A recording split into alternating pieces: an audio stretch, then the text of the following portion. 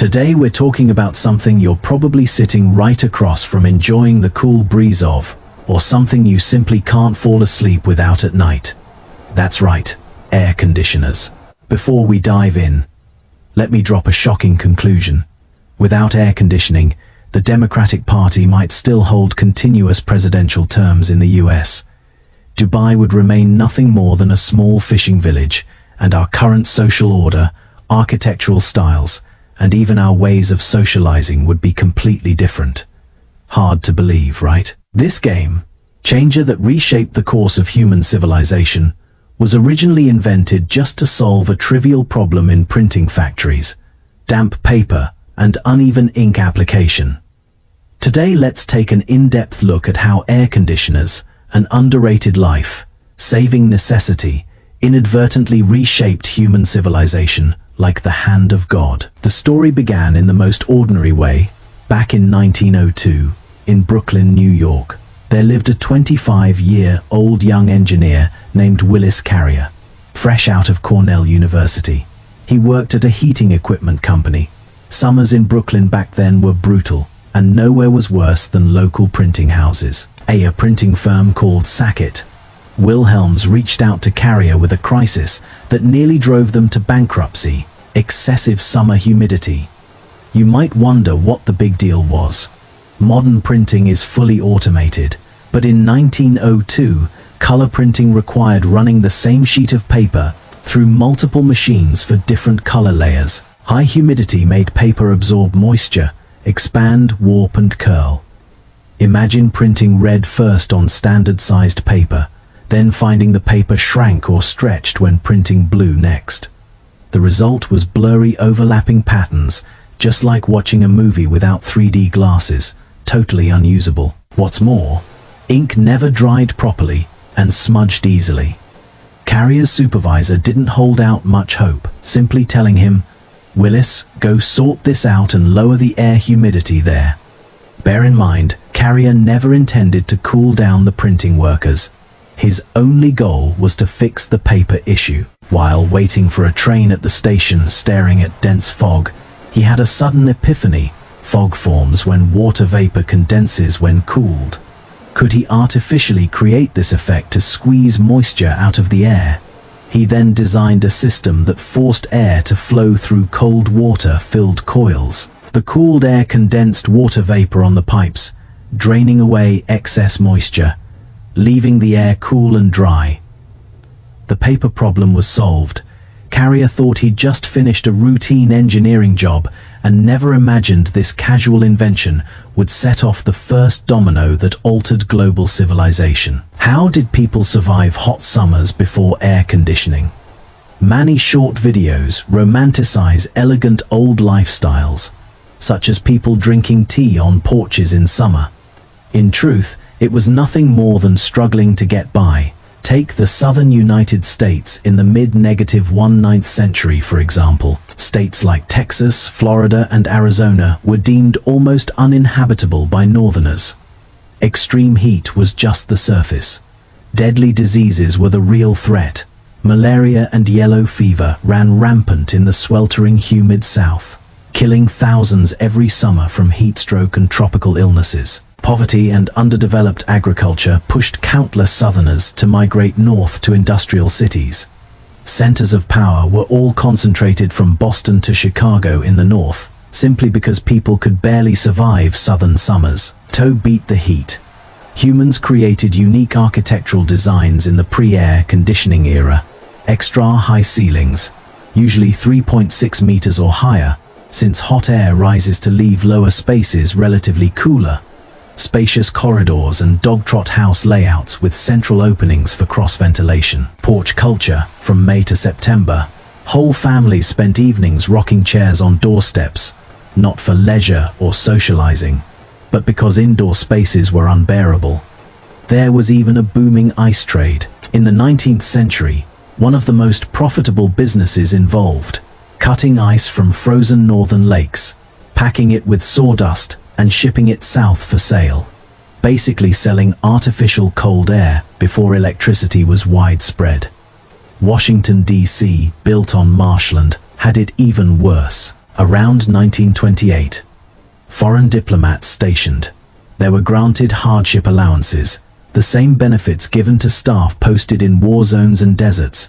The US Congress used to adjourn every June as lawmakers fled the stinking, sweltering, marshy capital, making government work highly seasonal. Back to Willis Carrier. Realizing the huge market potential, he raised $30,000 with partners and founded Carrier Air Conditioning Company. Early air conditioners were only used in industrial places, like tobacco warehouses and pharmaceutical factories. It was cinemas that brought air conditioning into ordinary people's lives. In the early 1920s, summer was a nightmare for cinema owners. Windowless enclosed halls with poor ventilation turned crowded auditoriums into stuffy sweatboxes. Audiences preferred wandering outdoors over watching movies, leaving cinemas half empty or only screening low-quality films in summer. Things changed after Carrier invented the centrifugal chiller, which greatly downsized air conditioning units. On Memorial Day in 1925, Rivoli Theatre in Times Square, New York, installed Carrier's cooling system, with Carrier himself supervising on site. It was a historic moment. Audiences walked in skeptically with folding fans in hand, but gasped in amazement the moment cool air filled the hall. Carrier later recalled watching fans being put down one after another until all hundreds of fans rested on people's laps. Air conditioning won instant popularity. Cinema billboards shifted from movie previews to huge signs reading "fully air-conditioned." Many people bought tickets not for the films, but just to enjoy hours of cool comfort indoors. This directly gave birth to the concept of summer blockbusters. Film studios realized summer was peak viewing season and began releasing their biggest hits in summer. Without Carrier's solution for printing houses, there would be no summer movie season today. Widespread air conditioning triggered far-reaching chain reactions. First, it revolutionized US government operations. After the US Capitol installed air conditioners in 1928, lawmakers no longer needed to flee in June and could hold meetings and pass laws year-round. This led to two major changes: explosive growth in legislation and continuous government expansion thanks to doubled working hours. Frequent federal government shutdown crises in late September. Before air conditioning, Congress recessed in June, but year-round work led to a fiscal year ending in September, sparking annual budget deadlocks. Second, it sparked the largest mass migration in modern history. Household air conditioners gained popularity in the 1950s, completely transforming America. People tired of harsh winters and high taxes in the Northeast flocked southward to form the famous Sunday Belt. This population shift reshaped American politics. Southern states gained dozens of electoral votes between 1940 and 1980. Most new Southern residents were conservative middle-class citizens, helping the Republican Party rise in once Democratic-dominated regions. Without air conditioning, Nixon might never have won the presidency, and Reagan's political reforms would have lacked crucial Southern support. In a sense, Willis Carrier inadvertently gave the Republican Party a massive political boost. Let's shift our view to the Middle East. What would Dubai, Abu Dhabi and Doha look like without air conditioning? They would never have developed into modern metropolises. In the 1950s, a British bank manager in Dubai once boasted about his home air conditioner during a lunch gathering, only for the unit to break down mid-meal, leaving guests sweating profusely over their meals. Back then, despite rich oil reserves, the harsh climate blocked large-scale modern business development. Nowadays, Dubai is filled with glass skyscrapers. Common sense tells us full glass buildings act like giant heat traps in desert climates. It is countless underground centrifugal chillers running non-stop that make these buildings habitable in scorching July heat. Dubai's tourism, finance and entire economic system are all built on artificial cooling technology. Humans have built prosperous cities in naturally uninhabitable lands relying solely on energy and technology. Air conditioning seems like a great blessing for humanity. Yet it follows the fundamental law of physics. Energy is conserved, and heat only transfers rather than disappears. Air conditioners do not eliminate heat. They merely move indoor heat outdoors. Two major crises have emerged. Ozone layer damage.